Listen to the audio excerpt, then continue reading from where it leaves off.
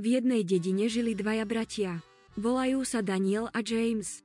Daniel bol starší a James mladší.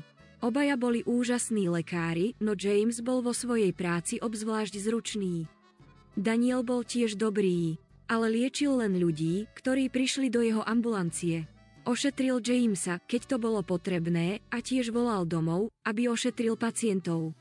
Daniel varoval Jamesa, že ak sa niečo stane pacientovi, môže sa veľmi nahnevať. James vždy odpovedal: brat, čokoľvek by sa mohlo stať, som povinný splniť svoju povinnosť. V akejkoľvek miere pomôžem pacientovi.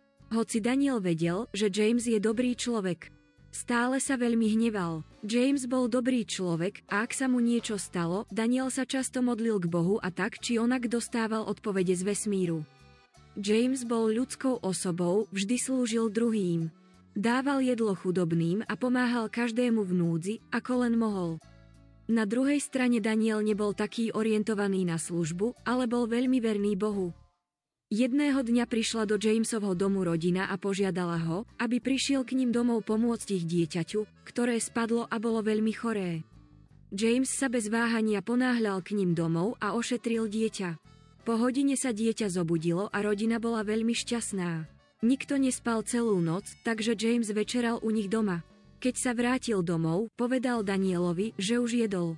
Daniel sa veľmi nahneval, pretože sa bál, že ak sa Jamesovi niečo stane, bude to pre neho ťažká situácia.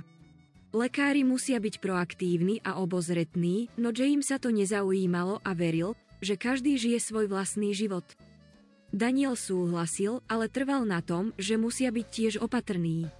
Daniel niekoľko dní nehovoril s Jamesom, rozrušený jeho nedisciplinovanosťou. Potom sa jedného dňa strhla obrovská búrka. Danielovi sa úplne zrútila strecha, no Jamesov dom bol zasiahnutý len minimálne.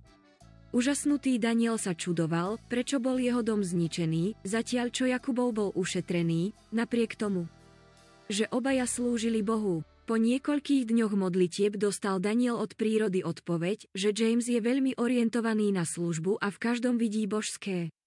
Na druhej strane Daniel videl božské len tam, kde sa modlil. Posolstvo bolo, že človek musí vidieť božské v každom človeku okolo seba.